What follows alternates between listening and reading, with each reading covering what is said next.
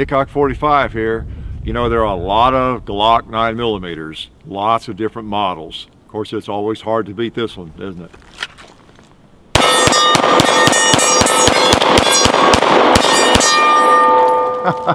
Yeah, the Glock 19, the standard by which all other firearms are measured. Well, that might be a stretch, but the Glock 19 might be the most popular of the Glock 9mm models. That was plus P HST Federal, by the way, what I've been carrying. I just thought I'd shoot it out. You know, it's good to do once in a while. Let's talk about the models, the 9mm that Glock makes. Now, why am I doing this? Well, it's because I happen to have them all pretty much here, and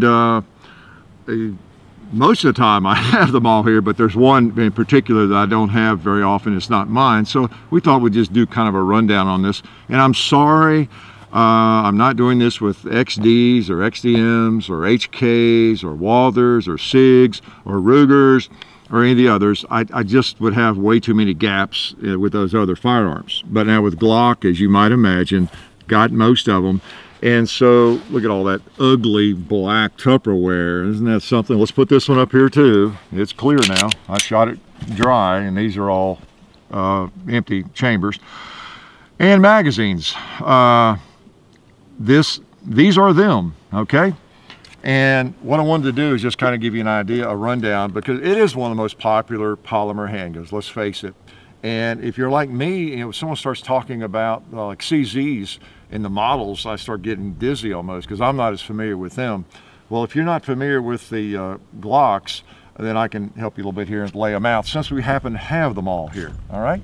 So let's put them in order, kind of, by size.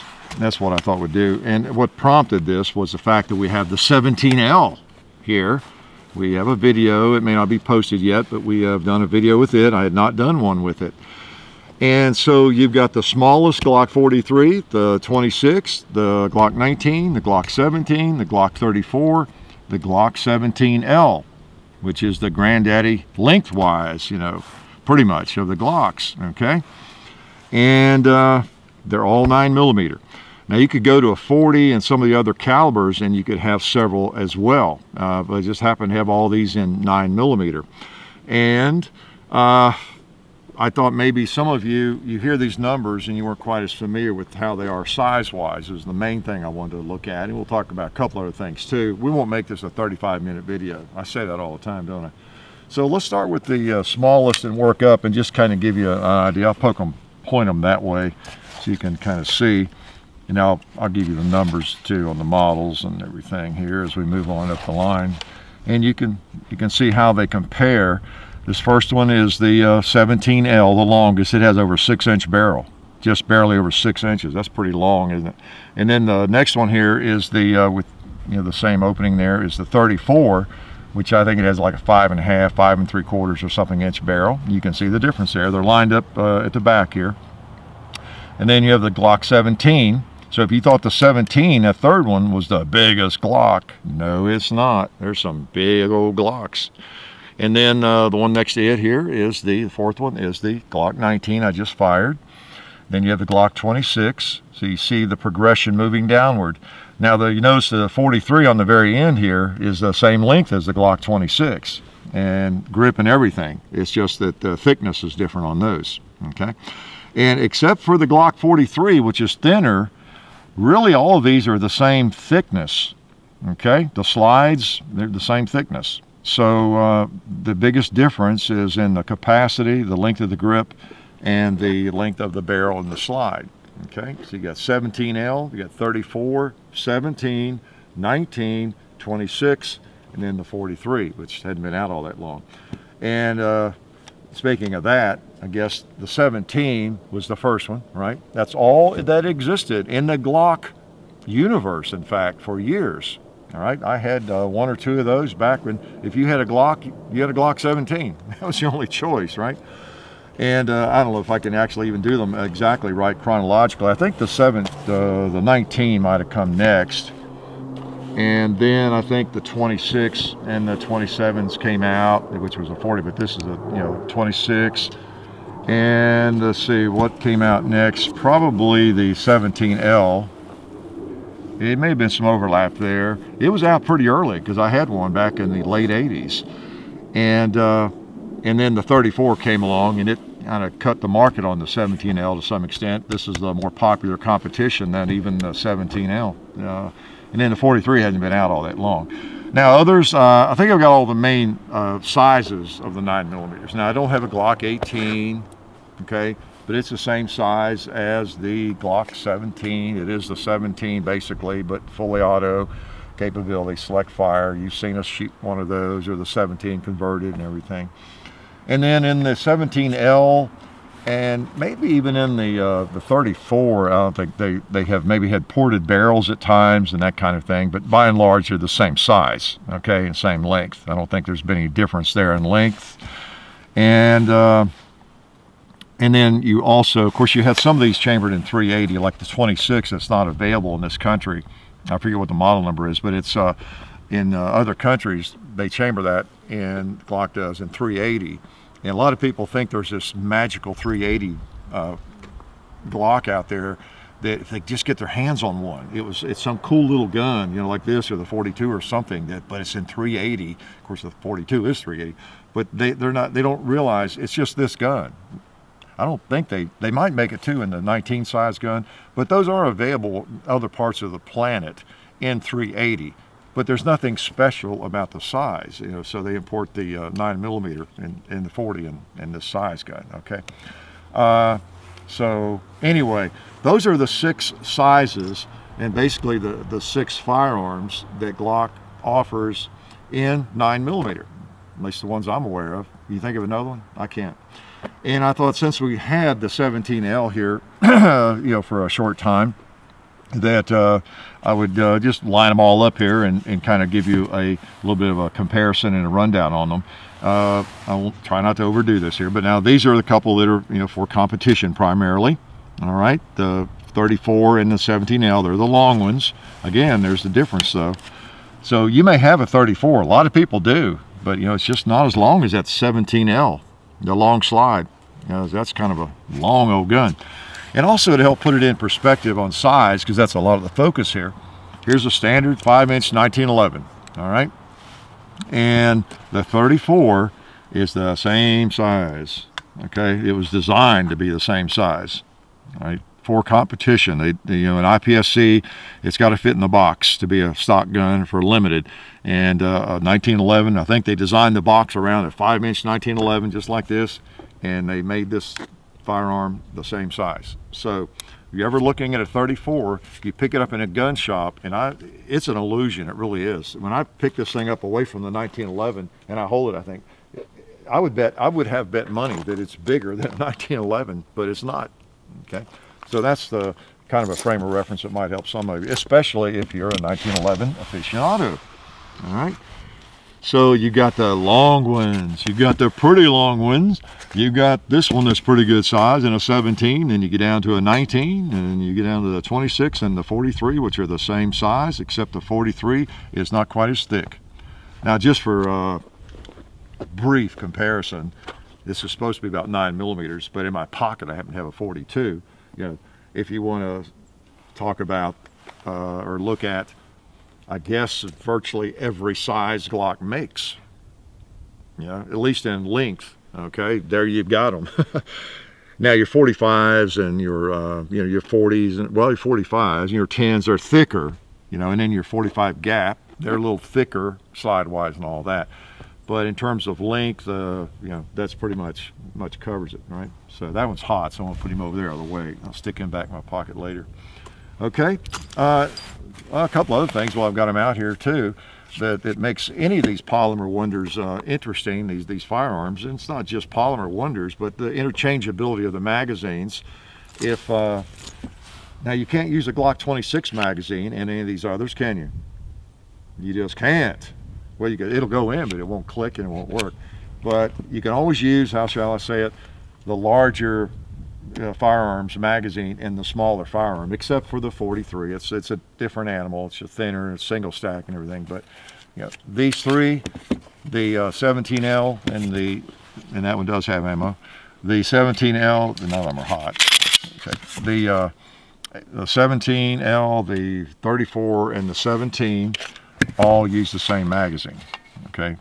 That tells you their grips are the same length. Yep, they're all the same. You saw when I had them stacked up. They're the same.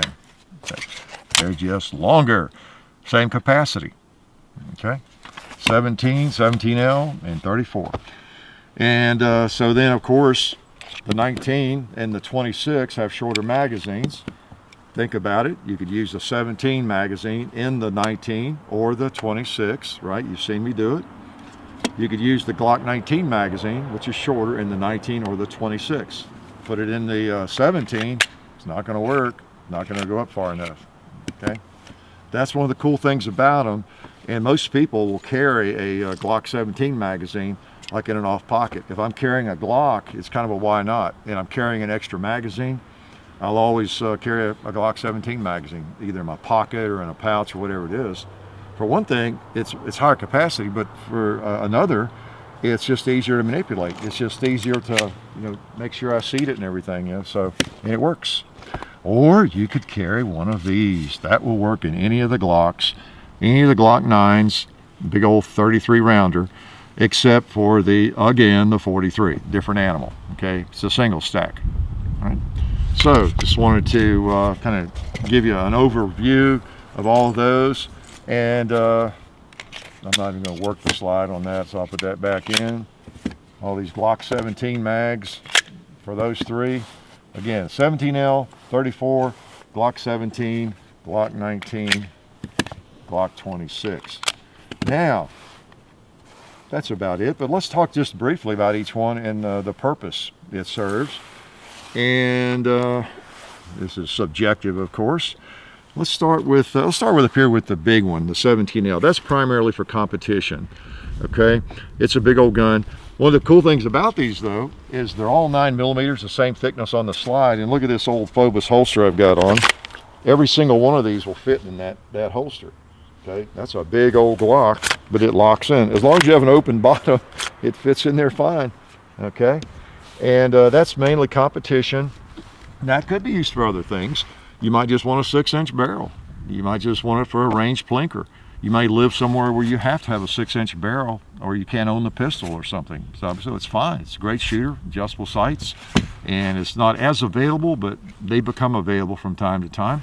17L, you may not have seen one of those. You may have never held one. The slide is really not that heavy. It's cut out and it's milled differently, so the gun does not feel heavy. We have a video on that. You may not have seen it yet. You may not have posted it yet. Same thing here. You've got a longer slide, but it's still, obviously it's going to fit in there too, if the 17L will, and it actually clicks in, you know, the trigger guard there, so it'll work. That gun, the 34, competition, it was designed for competition primarily, but again, it's the same size as a 1911, and I know that it's actually carried that in the 35, which is the 40 caliber, in the same size firearm, by state police in various states. It's actually adopted this or the 35, and it's a very popular gun. It seems large, but it's 1911 size, and I like it. It feels good. I haven't had this one all that long. So that's a pretty nifty gun. So for competition, special IPSC, IDPA, it's still considered a stock gun, a limited class it's called. Whereas this one has to be used in open class, unlimited class, okay? And once you get into unlimited class, now unless it's at a Glock match, you're competing against some really high-tech, compensated firearms and that sort of thing. So even though you've got this, you might still be outgunned, at least technically, okay? But it all comes down to the shooter mostly. All right, so both used for competition. This one begins to get a little more practical. You know, in fact, it's called the Practical Tactical. And that one, you could carry that baby. That ain't trouble. It's not a bad pistol. I like it more and more. That's why I had to pick one of those up. All right. And so that one has a lot of versatility. And then, of course, the old 17, the original Glock. If you don't mind, again, the grip length on these, you know, you can carry any one of these, and it's a good shooter. The original Glock, still used in competition in limited class, but not necessarily designed for competition.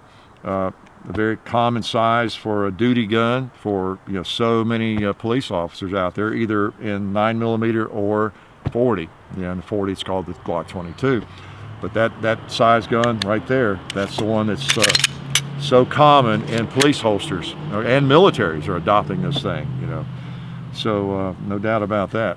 Nice gun. I've got it kind of Frankenstein on the grip there with some Talon grips and extra tape and everything that just fits my hand beautifully and feels good. It really does. So the 17, the first Glock.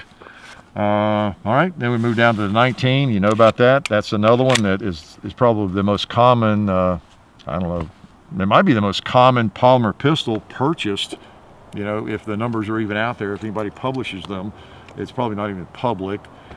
If among all the companies that make these sorts of firearms these days, in 9mm, if you could look at the numbers, you know, Ruger and M&P and everybody, Smith & Wesson right down the line, how many mid-size 9mm are sold each year, I don't know what they are, if anybody does, but this probably leads the pack. The Glock 19, it's extremely popular, has been for a long time. And the size is great. It fits almost anywhere, and it's very, very shootable. You've seen our videos on all of these. You know what I'm talking about. So then moving on down, if you want something a little more concealable, the 26 really fits the bill there, because it's still really shootable. It feels good. It holds 10 in the magazine, even when it's flush. And you know, you get 15 in a flush magazine with the 19. But you get 10 rounds still, even with this little short one, and it feels a lot better than you would think, even without an extender. Okay, especially if you got some grips of some kind. Those are Talon grips. You can get you know, other brands, but you can get rubber. You can get the sandpaper type or whatever, and it feels fine. I carried one of these a long time, and I still carry this one, you know, quite often. And like I say, if I'm carrying it, I've got, did I stick that magazine in my pocket? I've got a Glock 17 magazine I carry as a backup. Okay, so that's the advantage of that firearm over the 43. It'll still use those big magazines if you wanted to. It's really shootable, it really is. And I used to shoot one of those a lot, and I used to compete in the Glock matches with it. And if I can brag a second, I think I've told you all I won a gun with that. I finally took me 2 or 3 years to get there, but I won what you call subcompact class in a GSSF match, a Glock match, and it was really hard. A lot of people really work these things out, and I just really like this gun, and I was really working at getting good with it. I really wanted to get as good as I could with a small Glock, really shootable Glock.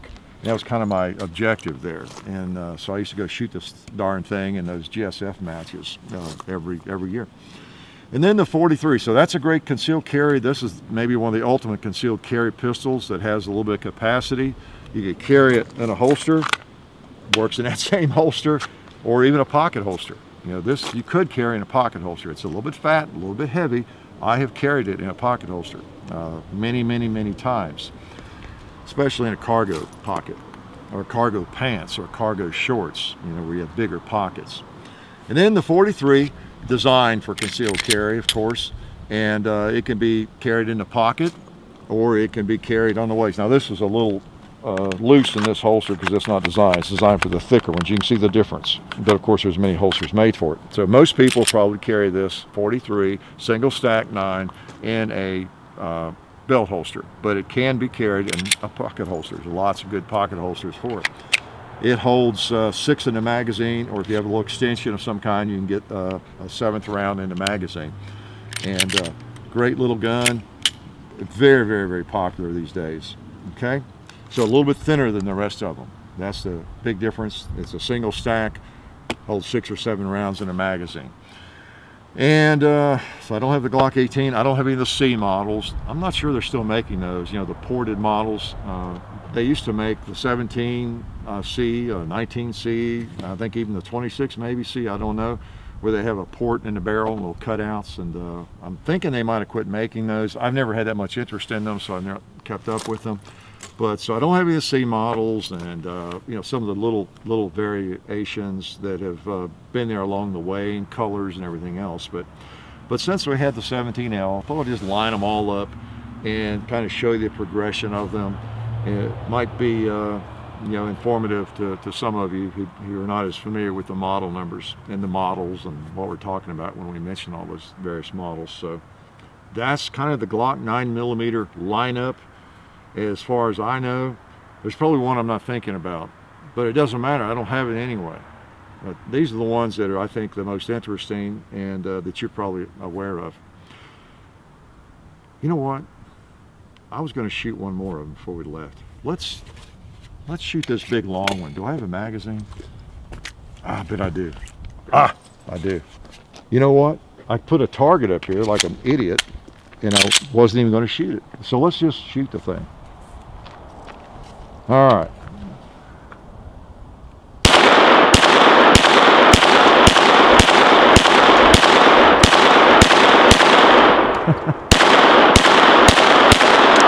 Click, click, click.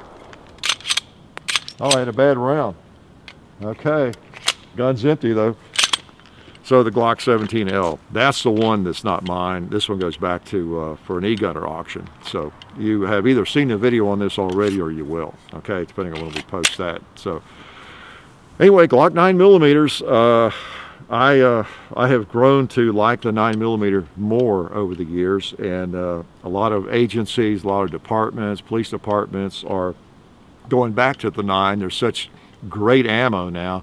There's not a lot of difference in terms of defensive rounds between, say 9, 40, 45. I know a lot of people would disagree with that. It would argue that point, but there really is not a lot of difference, and so the 9 just is a great choice. So anyway, a little bit of a overview there of some of the popular Glock 9mm. Life is good. Well, since I'm still here, let me go ahead and thank SDI, the Sonoran Desert Institute, for their support of the channel. If you're not familiar with them, they do distance learning. They're fully accredited. You can get a certification in gunsmithing there. You can even get an associate degree in firearms technology, and you can go on to do a lot of different things with that, if you're interested. So there's hands-on training and everything. So check the link in the description, sdi.edu, and check it out. I do a lot of work with veterans, so it might be of some interest to you. So check that out. And also keep in mind, while I've got you, while I'm still here, that we are on Full 30 now. All our videos are over on full30.com, and there's a link in the video descriptions to that as well. So watch us wherever you like to, YouTube, Full 30, better yet, both. And keep in mind that we have the Hickok 45 and Son channel. John does a lot of things over there. I do some things over there, some Hickok history, different things. We've got the Hickok 45 Facebook page. We do a lot on that. There's 400,000 people following that. I hope you're one of them. The Hickok 45 and Son Facebook page. So we've got a lot going on there. Got the Gun Culture Radio show that John does, and I'm on that show sometimes. Over on Hickok 45 and Son. So just wanted to make you aware of everything that's going on in case you might not be familiar with it, okay? And you'd better start getting familiar with it, because if you don't, I'm going to come to your house and have a chat with you. You don't want that to happen. And if I do, you'd better have good donuts and good coffee waiting for me, okay?